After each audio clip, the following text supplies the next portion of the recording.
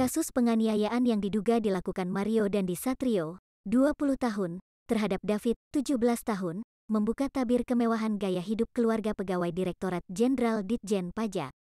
Mencuatnya kejadian ini dinilai sebagai momentum tepat bagi Menteri Keuangan Sri Mulyani untuk melakukan pembenahan institusi perpajakan Indonesia.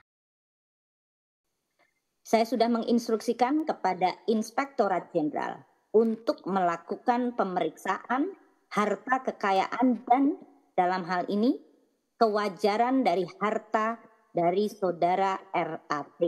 Kami tentu sangat prihatin dengan gelombang pertanyaan dan sorotan publik akan gaya hidup mewah di kalangan pegawai dan pejabat di lingkungan Ditjen Pajak. Maka sudah saatnya, jika Kementerian Keuangan melakukan langkah konkret untuk memulihkan kepercayaan publik, kata Wakil Ketua Komisi 11 DPR RI, Fatan Subci, dalam keterangannya, Minggu tanggal 26 Februari tahun 2023. Kasus penganiayaan yang diduga dilakukan Mario Dandi, anak dari mantan pegawai Eselon II Ditjen Pajak, Rafael Aluntri Sambodo, membawa efek berantai. Gaya hidup Mario Dandi membuat pertanyaan akan asal kekayaan dari sang ayah yang mencapai 56 miliar rupiah. PPATK telah mengungkapkan adanya indikasi keanehan pada transaksi keuangan milik Rafael. Publik pun mendesak agar ada transparansi dan pengawasan ketat bagi pegawai Ditjen Pajak. Fatan mengatakan, wajar jika ada tuntutan tinggi terhadap integritas dari pegawai Ditjen Pajak. Menurutnya, dari segi tunjangan kinerja sebagai aparatur sipil negara, ASN, pegawai Ditjen Pajak tercatat sebagai penerima terbesar. Hal itu menandakan jika dari gaji dan tukin saja, para pegawai Ditjen Pajak sudah bisa hidup dengan layak. Politikus PKB itu mengatakan, publik selama ini juga tidak mempermasalahkan jika tukin dari pegawai Ditjen Pajak lebih tinggi dibandingkan dengan ASN lainnya.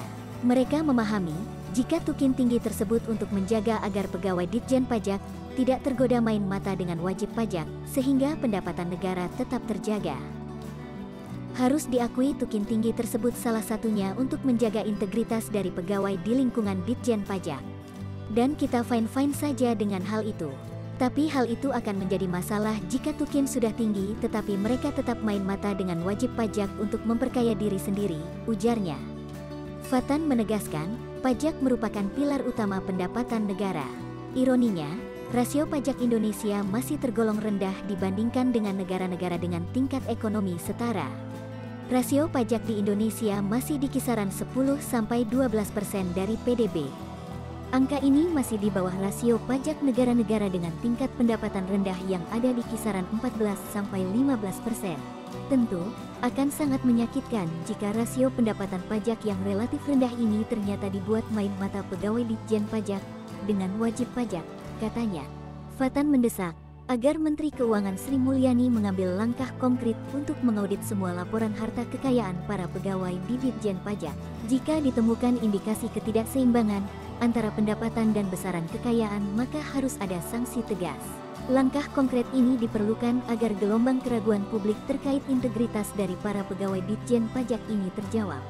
Ingat, kepercayaan publik ini sangat krusial untuk menjaga animo wajib pajak memenuhi kewajiban mereka.